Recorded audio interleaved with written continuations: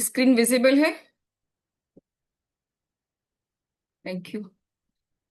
तो फ्रेंड्स, कल जो हम स्टडी कर रहे थे, जहां तक हमने ब्रेथ के बारे में जो स्टडी किया, फिर हमने अभी तक के जो चैप्टर आते आते देखा कि किस तरह से च्यूइंग जो है एक अलग पार्ट नहीं है ब्रेथ से। उस वो साथ में इंक्लूडेड है कि हमारा जो फेशियल स्ट्रक्चर है वो किस तरह से च्यूइंग करने से इम्पैक्ट हो रहा है, उसमें डिफॉर्मेशंस आ रहे हैं और उसकी वजह से किस तरह से हमारी ब्रेथ पर इम्पैक्ट आ रहा है और हमारी हेल्थ पर भी उसका इफेक्ट हो रहा है। तो यहाँ तक हमने स्टडी किया था कि इनकी शेल्फ लाइफ बढ़ गई, फाइबर की इसमें कमी होती थी। हम्म।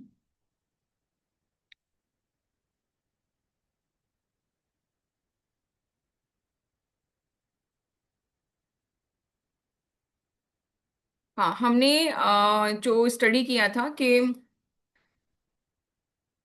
किस तरह से अब जो टाइम आ गया था वो प्रोसेस्ड फूड को खाने का आ गया, जो इंडस्ट्रियलाइजेशन हुआ, वो प्रोसेस्ड फूड ईट करने लगे।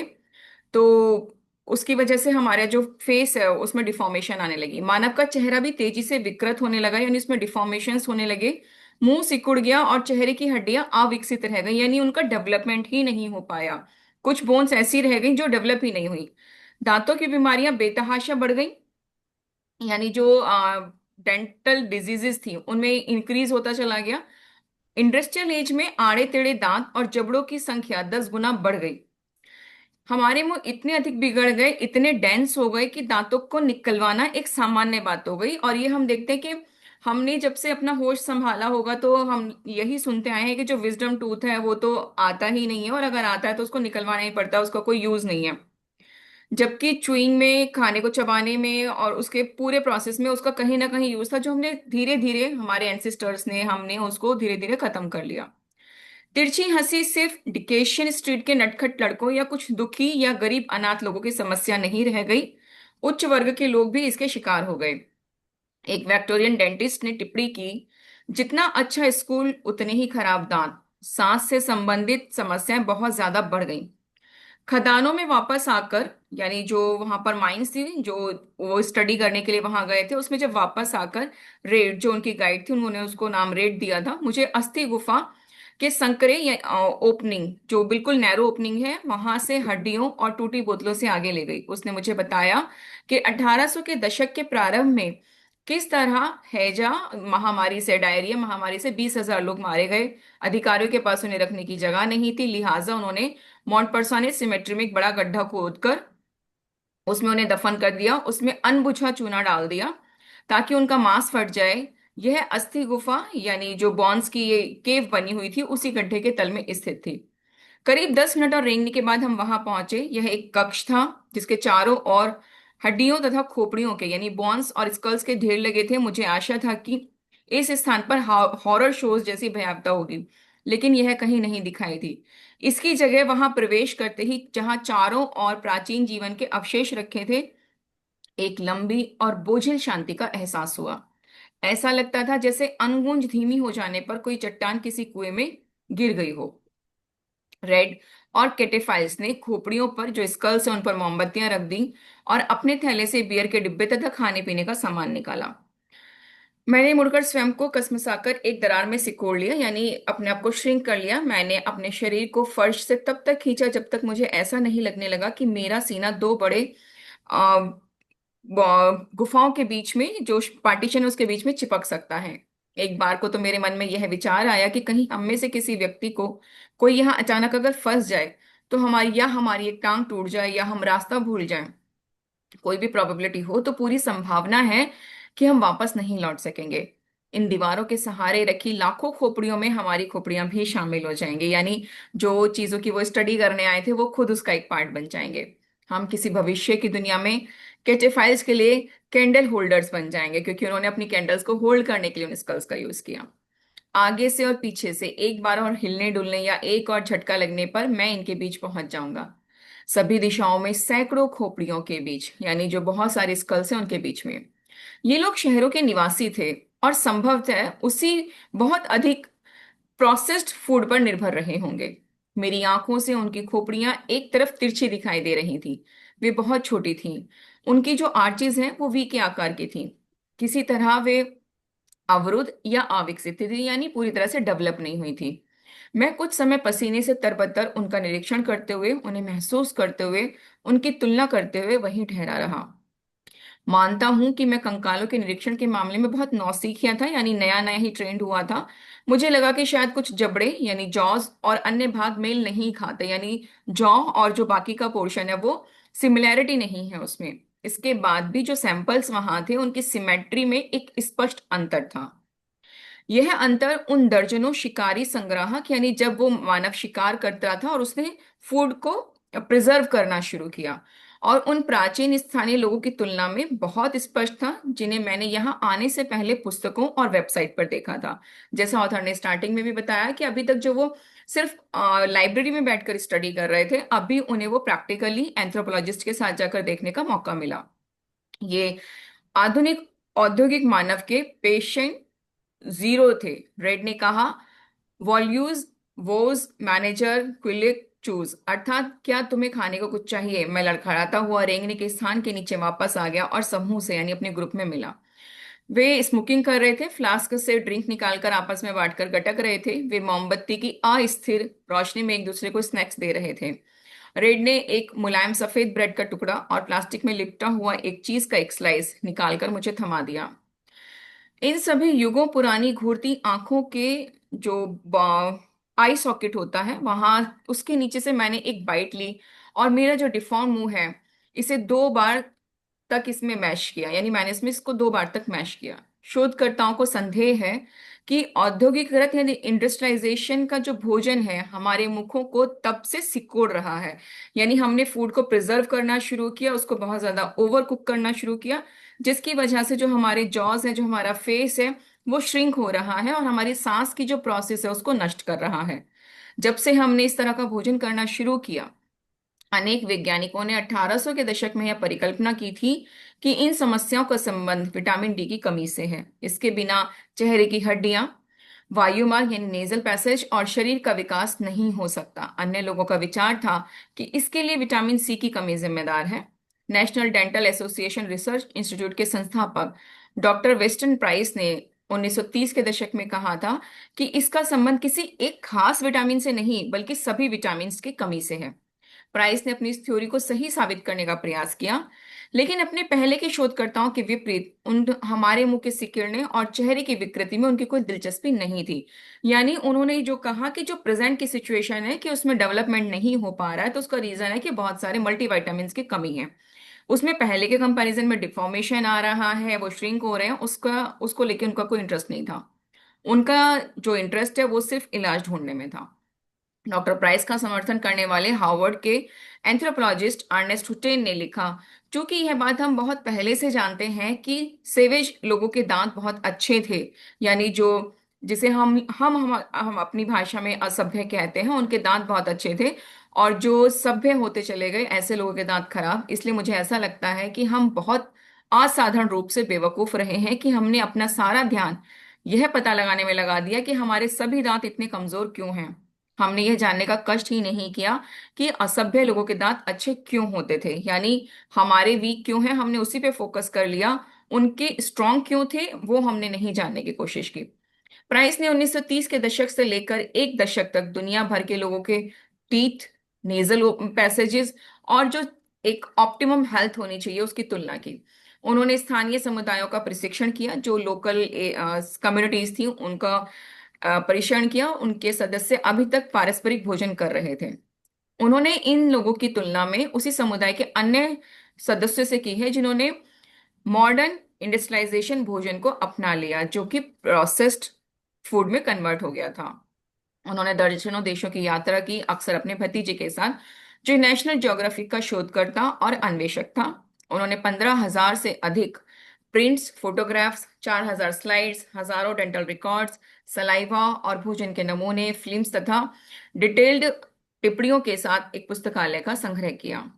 वह जहां भी गए वहां एक ही कहानी सामने आई।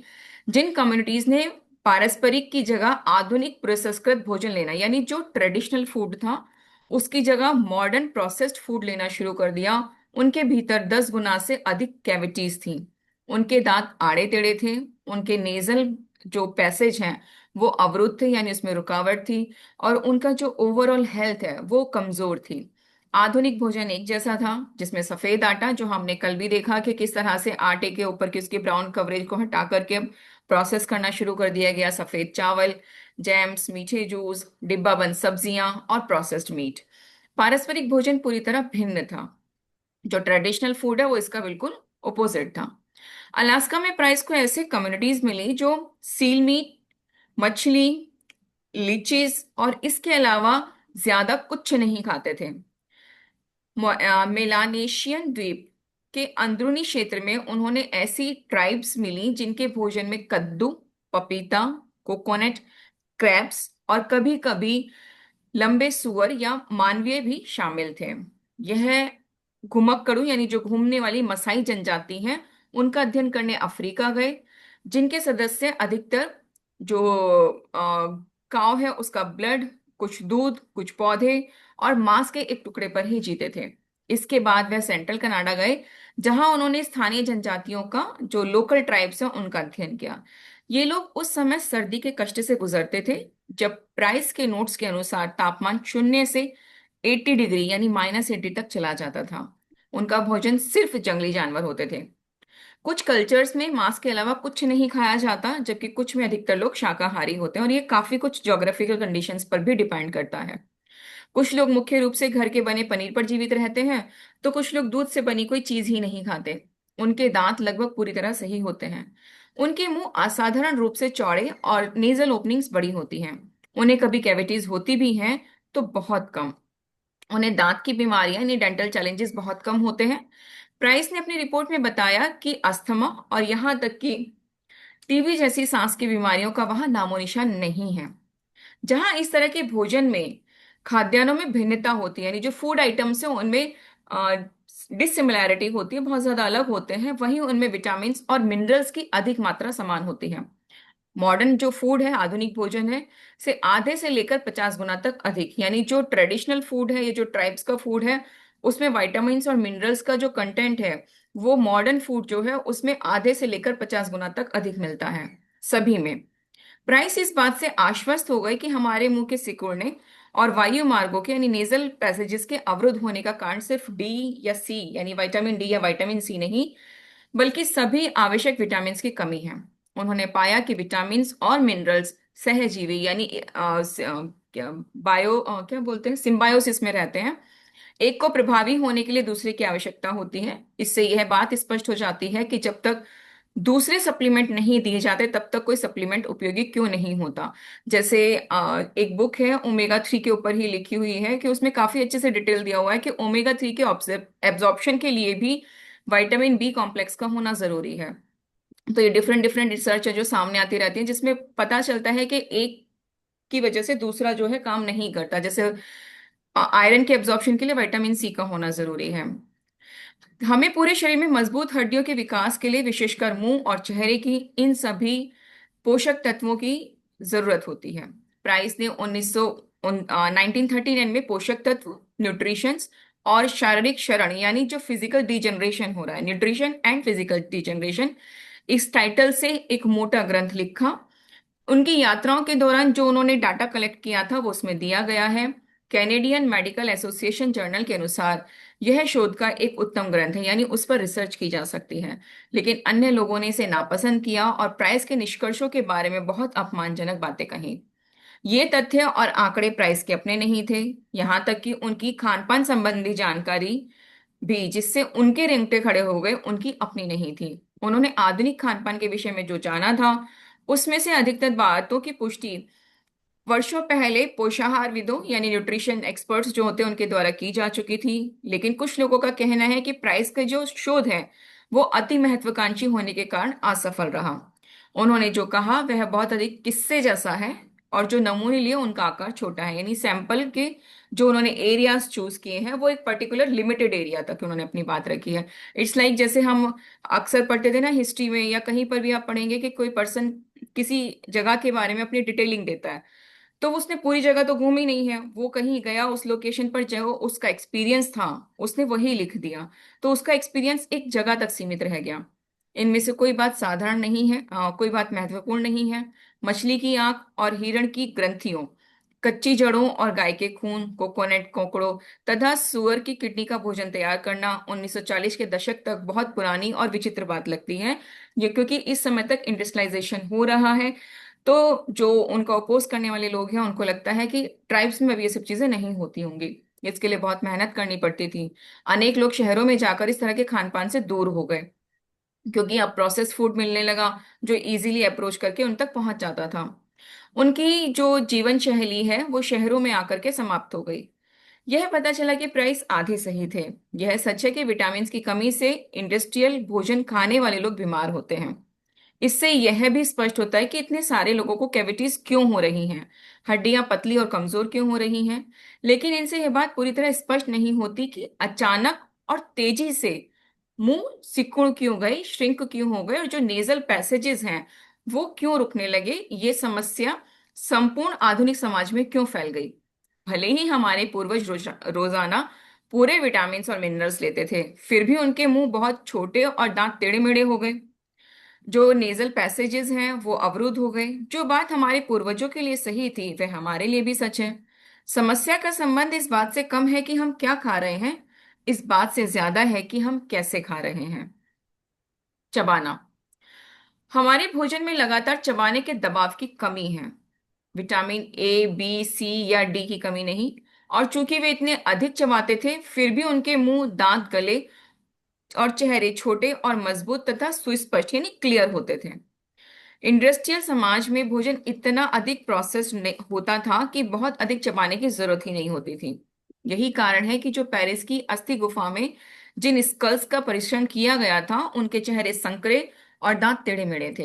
यही कारण है कि हम में से बहुत अधिक लोग खर्राटे लेते हैं, इसलिए हमारी नाक ठसी रहती है, हमारे वायुमार्ग अवरुद्ध रहते हैं। हमें ताजा हवा की सांस लेने के लिए स्प्रे, गोलियों या सर्जिकल ड्रिलिंग की जरूरत भी पड़ती है।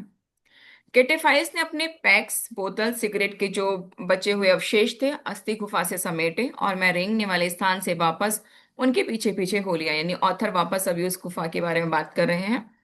बदबूदार नालियों को पार कर, पत्थर की सीढ़ियां चढ़कर हम बाहर गुप्त द्वार से होते हुए रुए बोनापार्ट तक आ गए। वे मुझे बहुत तेजी से पुलिस स्टेशन से आगे निकालकर मेट्रो तक ले गए, जहां मानवीय हड्डियों की बू का सिलसिला विक्टर ह्यूगो स्टेशन से मेरे दोस्त के एक अपार्टमेंट तक उसी तरह चलता रहा जैसे ब्रेड क्रम्स चलता है।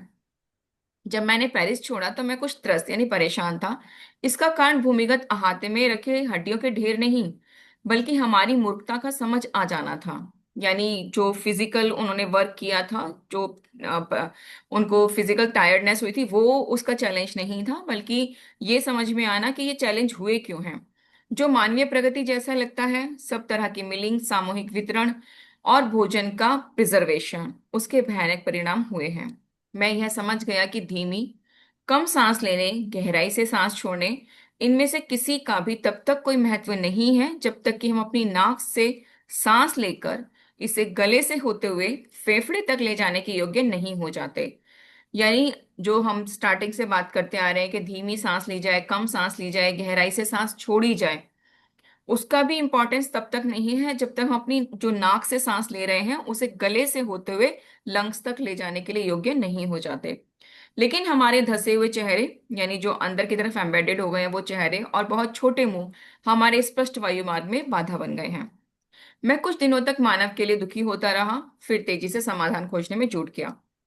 ऐसी प्रक्रियाएं, मैनिपुलेशंस या एक्सरसाइज होनी चाहिए जिनसे पिछली कुछ सदियों में मुलायम और जो मैशी और औद्योगिकृत फूड है उसको खाने से जो नुकसान की भरपाई है वो की जा सके। यानी पिछली कुछ सेंचुरीज में जो हमने बहुत ज्यादा सॉफ्ट, पल्पी, इंडस्ट्रियल फूड जो खाया है, उसकी वजह से जो चैलेंजेस आए हैं उनको ओवरकम किया जा सके। कुछ ऐसी चीज होनी चाहिए जिससे मेरे खुद के जो नेजल पैसेज हैं जो रुक गए हैं उन्हें खोलने में मदद मिल सके। साथ ही जो घरघराहट, सांस से संबंधित समस्या है और नाक ठसने की समस्या है, इससे मुक्ति मिल सके, जो मैं अक्सर महसूस करता हूँ। मैंने आधुनिक मेडिकल ऑफिसों में जाकर विशेषज्ञों से मिलने के साथ इसकी शुरुआत की। उन्होंने मेरी नाक को ऊपर से नीचे तक देखा।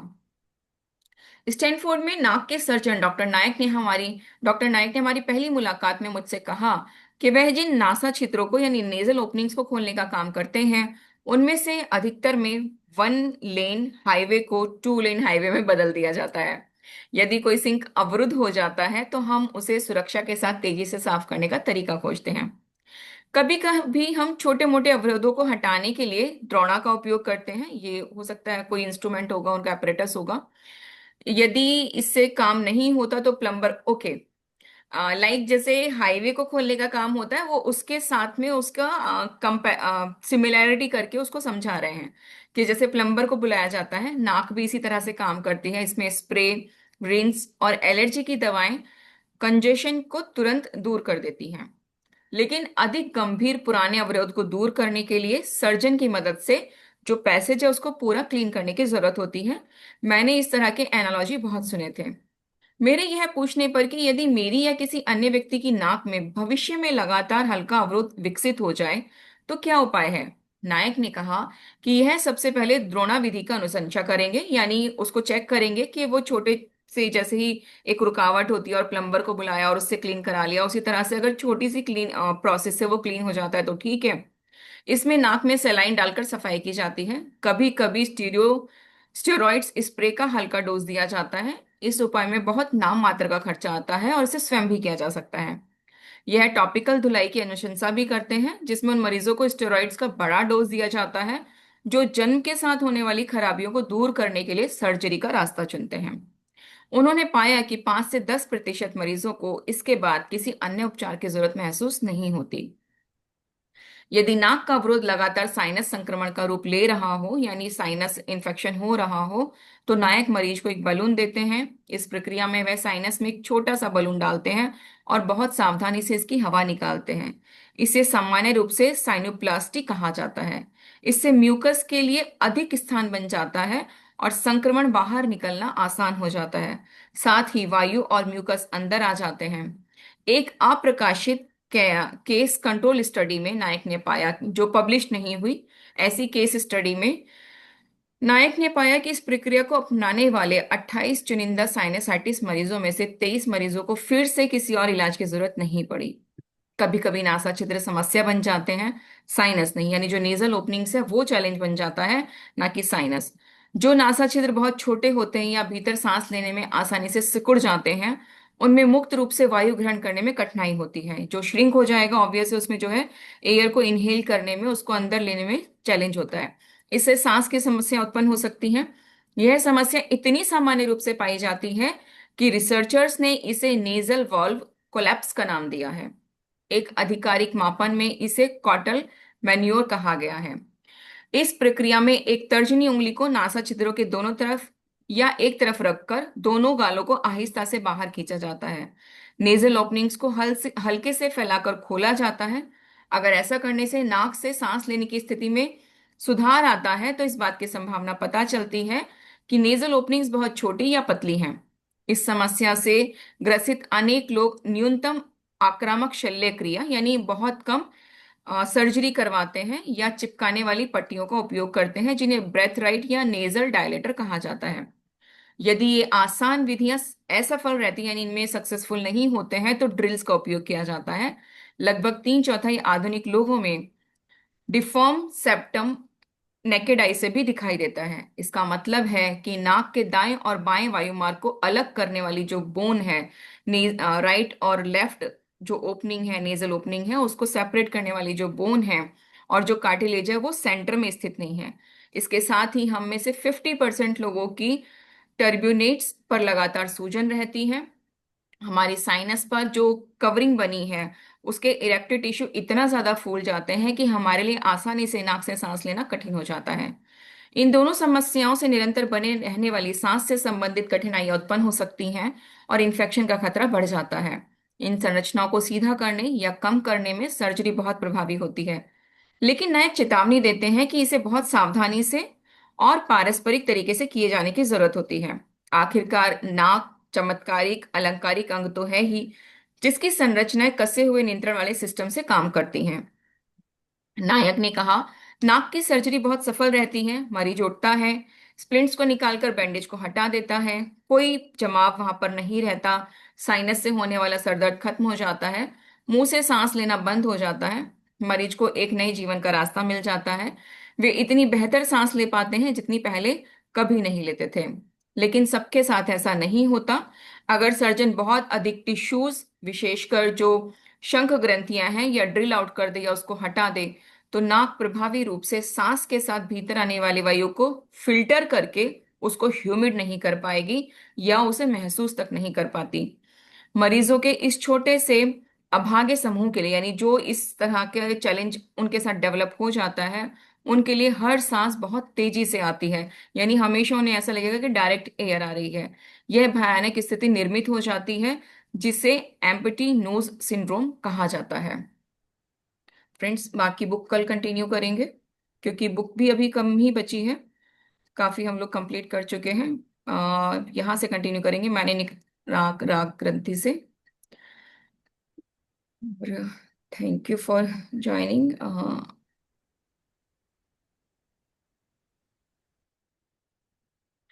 सो अब टाइम है जर्नल राइटिंग का, जिस पर भी आप अपना जर्नल लिख रहे हैं। आप में से किसी ने भी अभी तक मुझे अपनी डायरी नहीं शो की है, और मैं अपनी डायरी आप लोगों को रोज दिखाती हूँ। कम से कम ग्रुप में फोटो क्लिक करके ही भेज दीजिए, अगर इस समय वीडियो ऑन करना पॉसिबल। श्वेता दी, आपके लिए तो मैं समझ रही हूँ, बट बाकी लोगों के लिए प्लीज। दी के तो मैं थैंकफुल हूँ कि दीदी इतनी बिजी हैं और उसके बाद भी टाइम निकालते हैं आने के लिए, और जबकि ये बुक दीदी ने पढ़ी हुई है, उसके बाद भी दीदी आते हैं। Thank you so much the. So friends, जो जिस पर भी डायरी पर आप जर्नल लिखते हैं, प्लीज लिखें।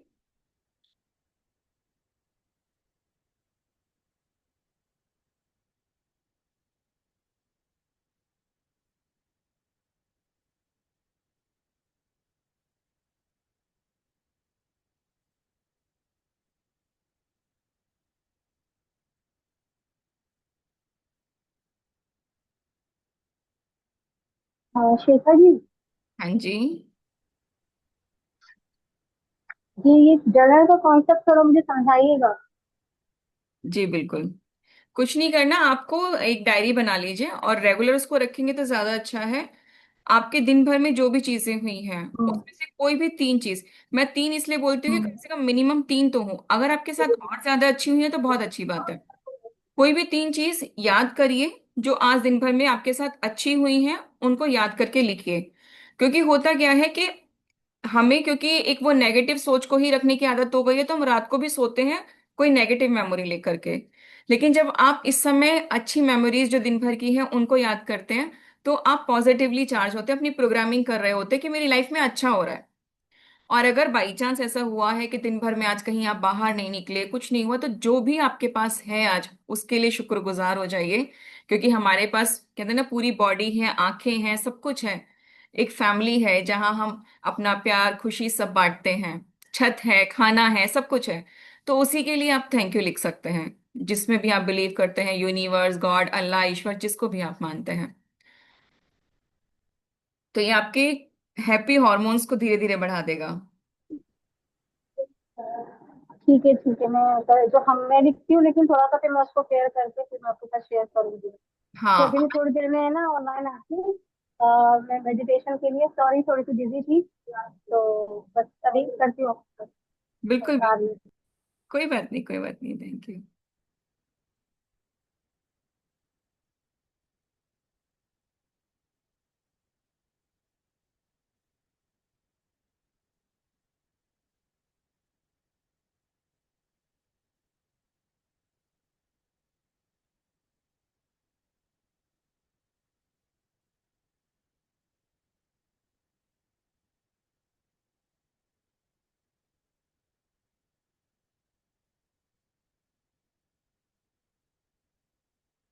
चलिए, डन। आई होप कि आप लोगों ने भी डन कर लिया है। और अब बारी है फुट मसाज की।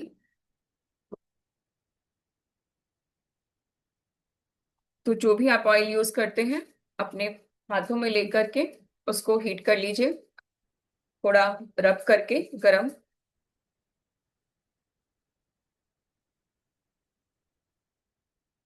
Okay okay. Okay Abhishek ji, कल हम लोग त्राट का प्रैक्टिस करेंगे, मैं ग्रुप में शेयर कर दूंगी। And thank you for joining. So friends, अपने फीट पर अच्छे से ऑयल लगा लीजिए।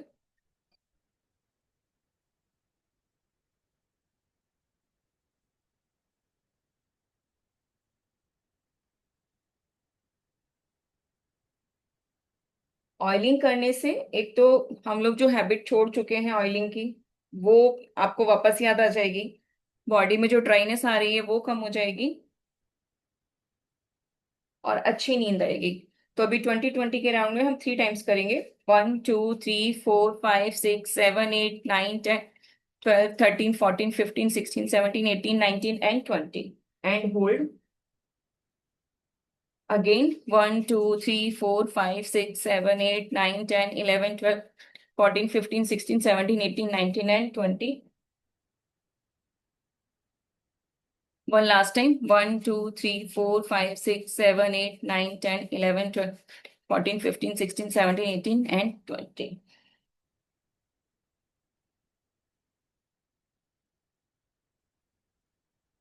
अब दूसरी साइड।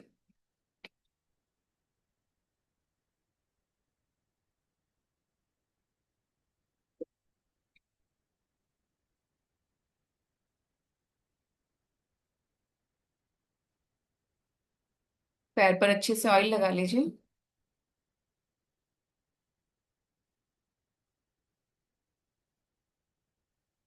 और अब 20-20 के राउंड में अपने हाथ से आर्च पर इस तरह से massage.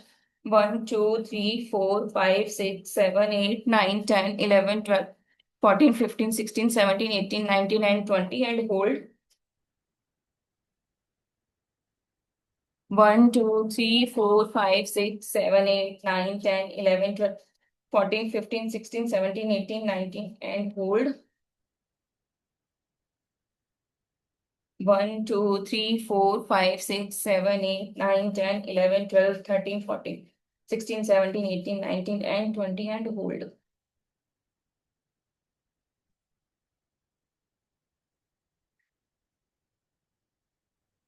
And now, time for Om chanting।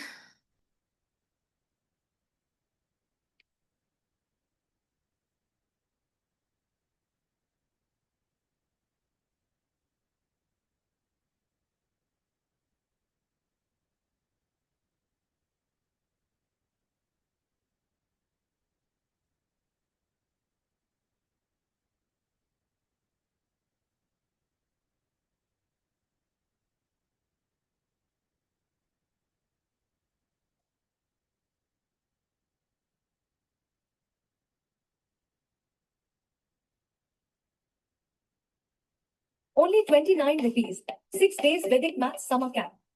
Don't calculate in a slow way.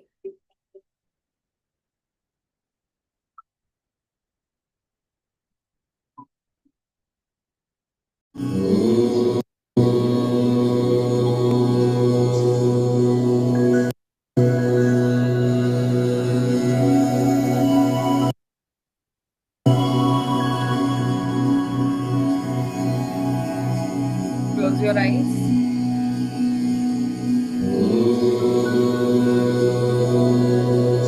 बिल्कुल रिलैक्स पर बैठ जाएं।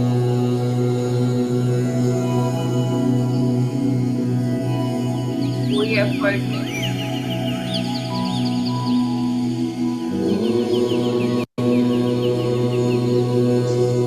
सिर्फ अपनी आती जाती सांसों पर फोकस करें। देखें आपकी हर सांस आपके शरीर की एक एक सेल तक पहुंच रही है,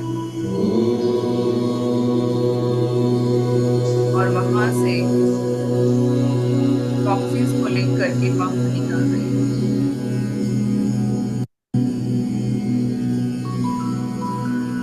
अब पूरी तरह से एनर्जेटिक हो रहे हैं।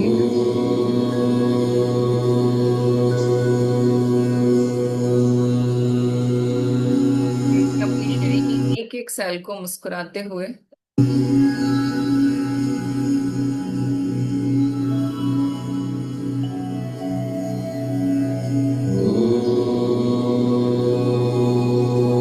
फील करें उस हैप्पीनेस को।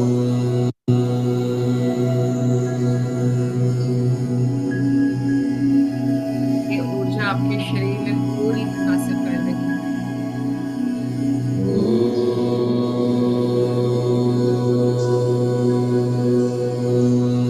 आपका शरीर पहले की तुलना में और ज्यादा एनर्जेटिक है। और ज्यादा हैप्पी होता जाता है।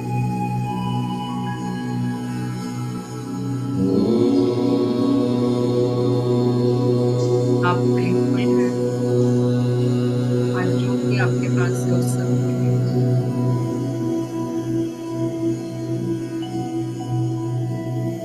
अच्छा शरीर, अच्छा खाना, अच्छा घर, अच्छे रिश्ते, अच्छी सांसें, अच्छे शिक्षक, अच्छे मित्र, साधन, सभी कुछ।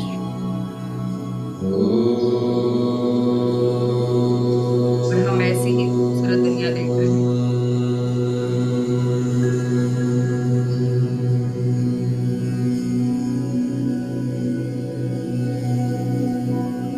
ये words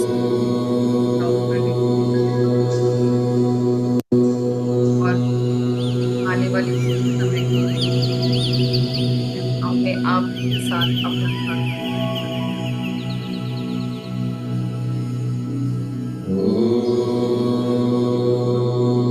only observe your breath.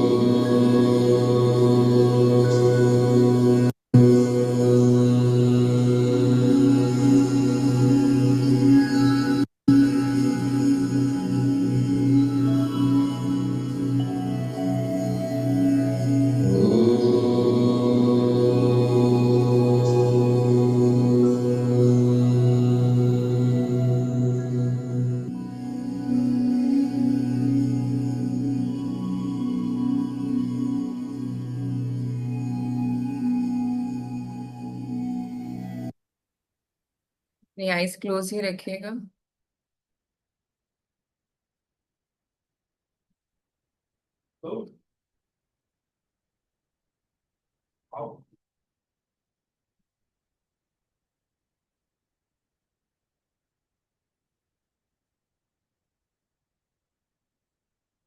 महसूस करें इस ऊर्जा को। Rub your palms. Generate some heat. Cup them on your eyes with a beautiful smile. You can open your eyes. Thank you. Thank you for joining.